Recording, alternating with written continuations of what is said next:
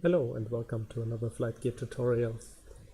Today I want to show you how to use the Bombable add-on for Flightgear and to do some dogfighting with the A6M2 Mitsubishi Zero. So we're here on Wake Island in the Pacific Ocean, and I will first show you how to start up and take off with the Mitsubishi Zero, and then also how to use AI scenarios and artificial enemies in with the Bombable add-on. So let's get started. We close the canopy,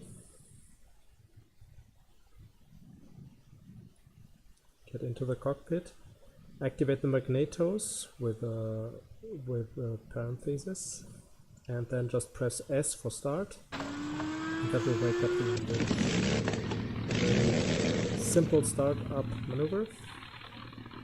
Now what's next? We go to flaps position 2. 1, 2. To lift up the tail wheel of the plane quite easily from the runway when we're accelerating. And now let's activate one of those AI scenarios.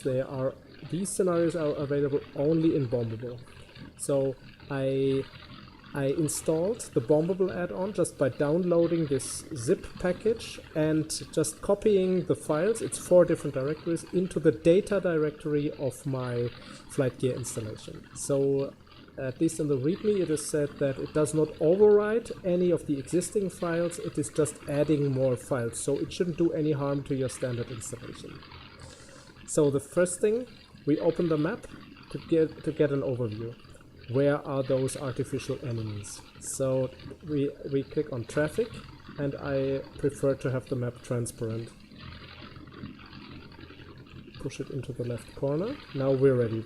It's important that you use traffic because otherwise you cannot see those enemies. Now we choose one of the AI scenarios. Even in the standard Flightgear installation you have some AI scenarios, but they are all more or less civil, or it's aircraft carriers, but here you can see it's 3 times as much scenarios once you install Bombable. So we will use this scenario here, B-17 Flying Fortress bombers with F-6 Hellcat cover. So 5 or 6 bombers, they are protected by as many fighters.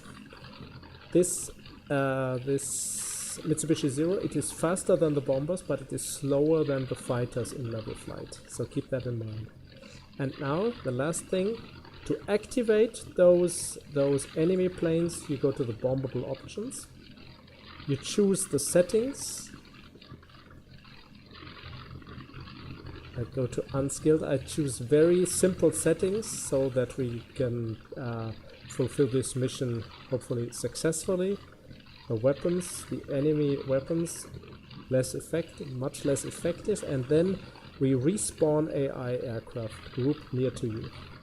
Click it, and there you can see them, and they are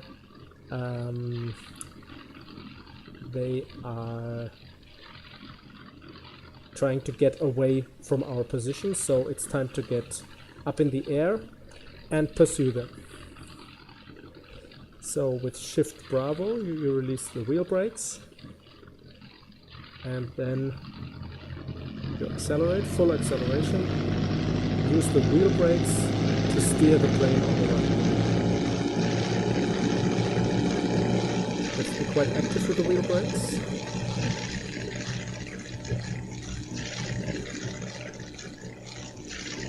And then pitch forward to bring up the tail wheel. Still using the wheel brakes to keep the plane on track. Now I can also use the rudder. Now that the tail is up in the air, I can use the rudder for steering. I can bring the control stick to a neutral position now, don't need to pitch forward anymore. And let's get up in the air. We rotate. Retract the gear, let's have a look. Look how nicely this is modeled, that one wheel is retracted after the other. Very nice work by the developers. And now we turn for the bombers.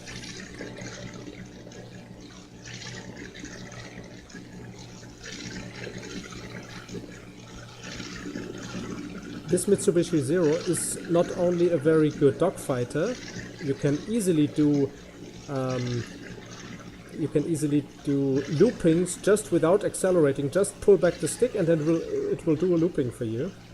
But it's also a very good glider, so if the enemies destroy your engine, if you have an engine failure, you can glide for several miles to try to get back to your departure airport. You just need to have gained enough altitude that you use for gliding, but it's a very easy and stable glider as well, so that helps you survive if they destroy your engine. And that's the worst thing that can happen to you, so you won't go down burning or they won't rip off your wings. It's just that the engine will fail if you receive 100% of damage from this fighter cover. And also from the bombers. They have rear cannons and they can also do some serious damage to your plane, and once you're at 100% you have to try to glide back to your Wake Island airport. So we are here around Wake Island in the Pacific Ocean. So that's a real World War II war theater where those air battles really took place. I think it was conquered by the Japanese and then reconquered by the Americans later.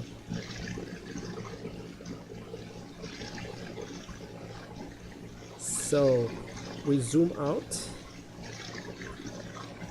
as we zoom in to get a clearer view of our targets. We try to catch them one after the other from the evade, not to crash into them.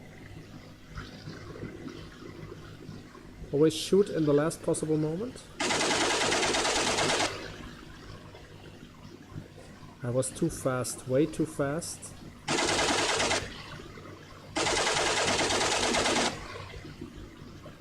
Here comes the fighter cover. One of those Hellcats is overtaking us. So we have to do at least one more run on those bombers because I was much too fast. I should have slowed down before. Now we have the correct speed to finish the leader. A little bit closer.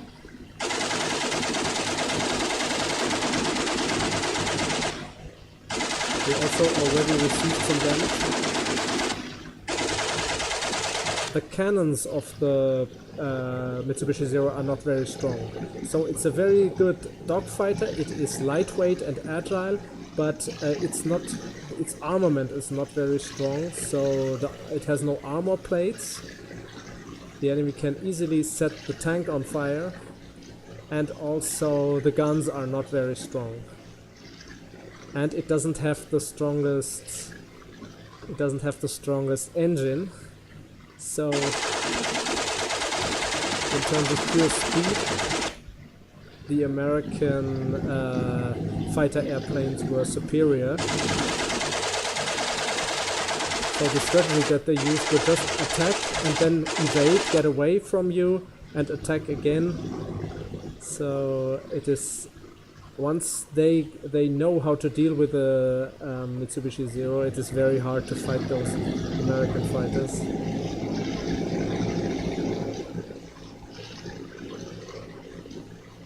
Let's see if there's another bomber. Yeah, there's one more bomber. Let's try to catch him. This one is already dead in the water. And there on the left, there's yet another bomber continuing his bombing raid.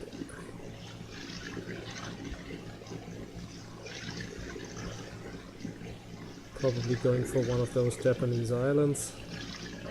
And we try to prevent that from happening. For dogfighting, one more thing for dogfighting.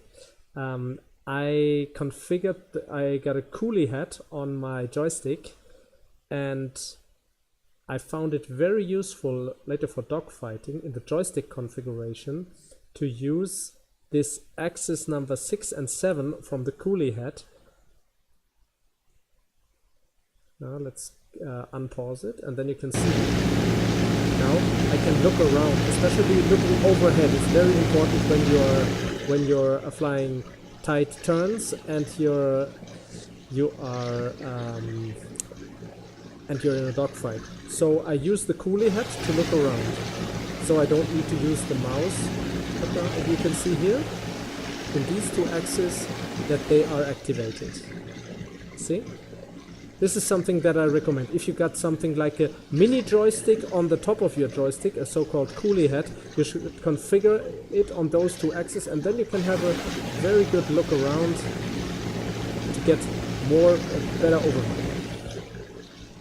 That will come very handy once you're in a dogfight. Now, on level flight, it's not absolutely necessary.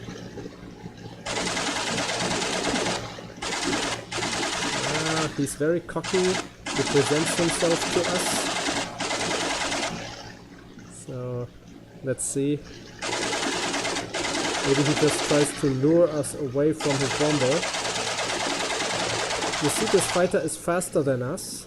So, if he just flies straight ahead and his engine isn't damaged, then it's no use. Then you can also just let him be. And now we will focus on the last bomber. And when this one is done, we can try to fight some of those Hellcats until we're running out of ammo. Let's not overshoot.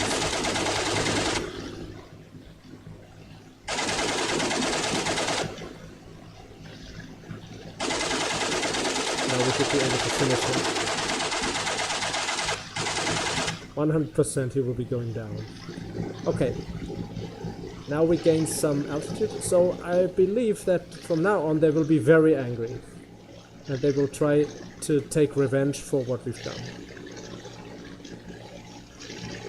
So we will be heading back for our airport. Trying to gain some altitude.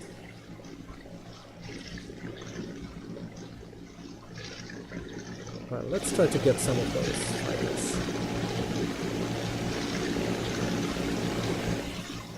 Let's see what they're made of.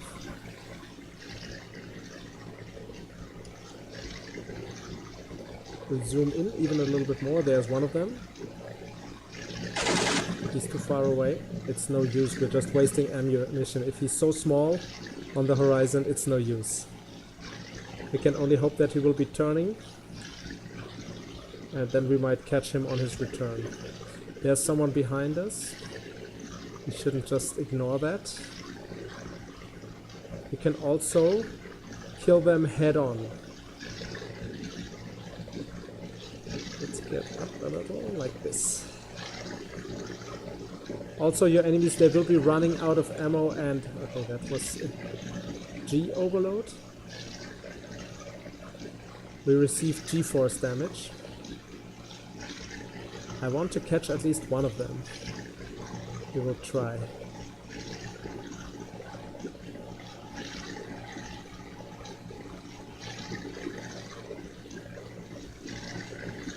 You can fly very tight turns with this plane, but that was too much what I just did. Okay, let's do a looping. Without any preparation, you just pull up the stick and it does a perfectly stable looping. But this is really high quality aerodynamics. Just that easy. You don't need to focus on the plane's behavior. You can fully concentrate on your enemies. That's the way you want a fighter aircraft to react. To be just carefree during dogfight. Fully concentrate on your foes instead of the aircraft's behavior. Okay, we will take this Tampa 3 head on. It's a little bit too ambitious.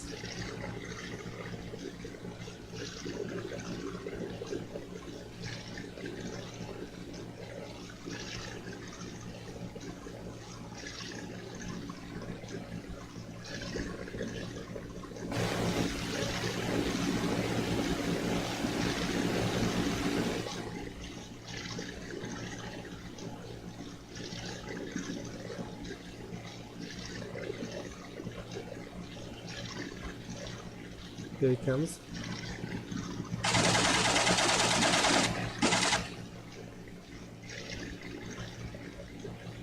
I have to zoom in a little.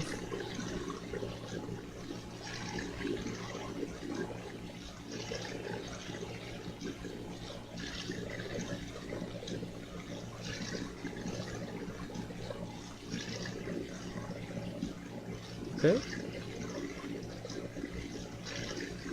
Our back is clear. There's no enemy coming from behind. So we can try to catch this one. If he does a turn, we can try to catch him.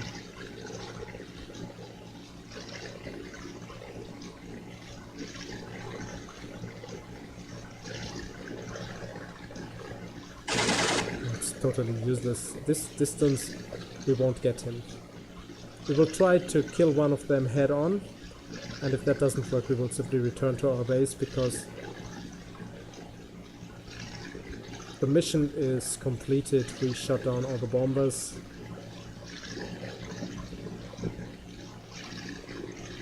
Here he is. 7% is not much.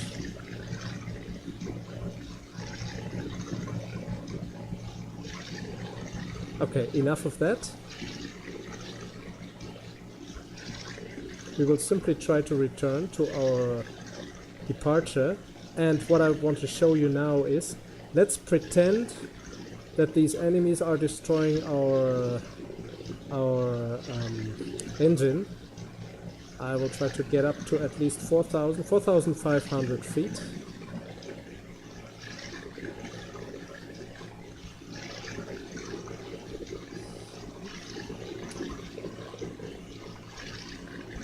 Let's climb. Because normally those dogfights, they would happen at a higher altitude, not just at sea level. And then I will simply shut down the engines by disabling the magnetos, and we will try to float for the rest of the trip back without any engine power.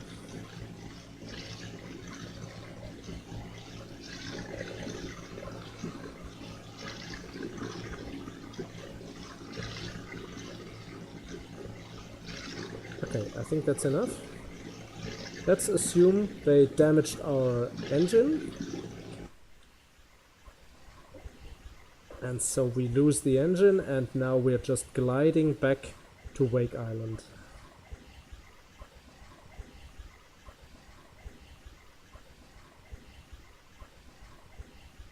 So you see, this plane, it glides nice and stable. Something around 90, 100 knots would... That was our last chance to catch one of them. You could see those white stripes on the wings.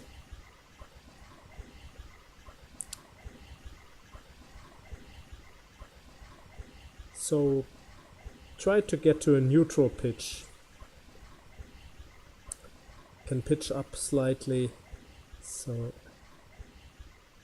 now you see our enemies, they are running out of fuel and ammunition, and so they will also end up in the water. If they don't find one of their bases or an aircraft carrier, they will all end up ditching in the Pacific Ocean.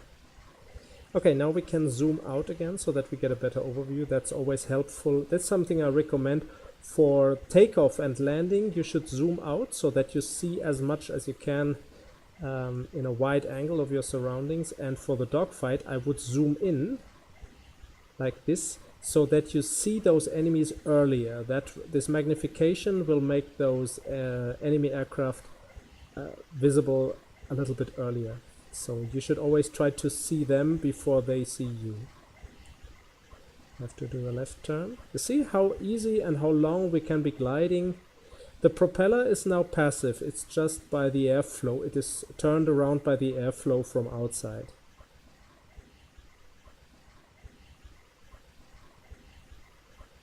There are some aircraft where you can adjust, in such a case you can adjust the propeller pitch to neutral, so that you reduce the drag from the propeller blades to a minimum. I think the Lockheed Constellation has such a feature, because it was quite common that you lose one or even two of those engines, and then you don't want them to create a lot of drag, and so it was possible to adjust the propeller pitch of the blades to a neutral position, to an aerodynamically optimal position where they don't create much drag.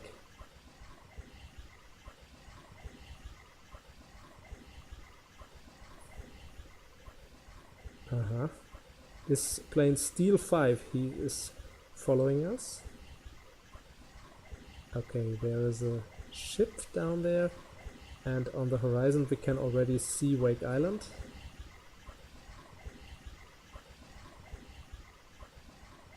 Yeah, this fighter Steel 5, he still wants some. He thinks he's not done with us yet.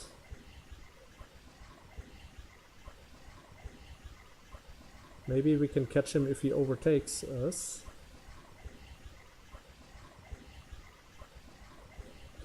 So we still got plenty of altitude. We had 4,500 feet, now we're at 3,000 feet and can be even climbing. So you see, if you got enough altitude, you can float quite a long way with this plane.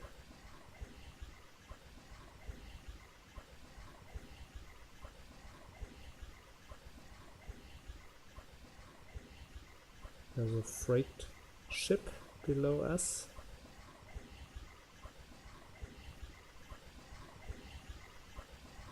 I don't think we need the HUD anymore. We can already see the landing lights, and I think we can even afford to go to flaps 1. This changes the pitch angle. The plane starts pitching up when you start opening the flaps. Now we also don't need the map anymore. Go to flaps 2. With its wide stance main gear, this plane is quite easy to land. It's not as touchy as, for example, the Messerschmitt 109 with its narrow stance gear. So that's also a big advantage when you have to be landing on a Japanese aircraft carrier. This is really, really difficult. And if you don't have a front wheel, it's even more so. So even more flaps and gear. We are comfortably high enough. Okay, let's prepare for the touchdown.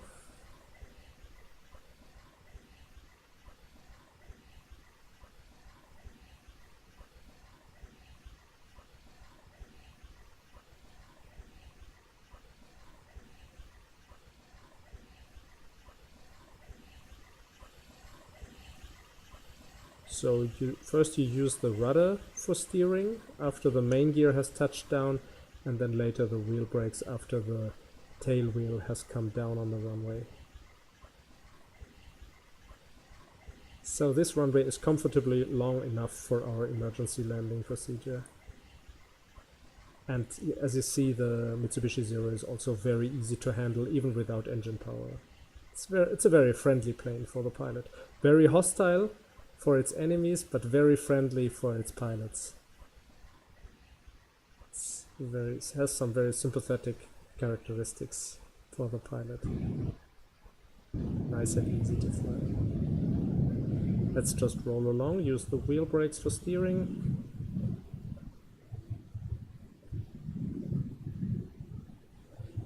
Don't pitch up with the stick too early because it's a lightweight plane, it could lift off again, and now we can pull back the stick to stabilize and to use full wheel brakes.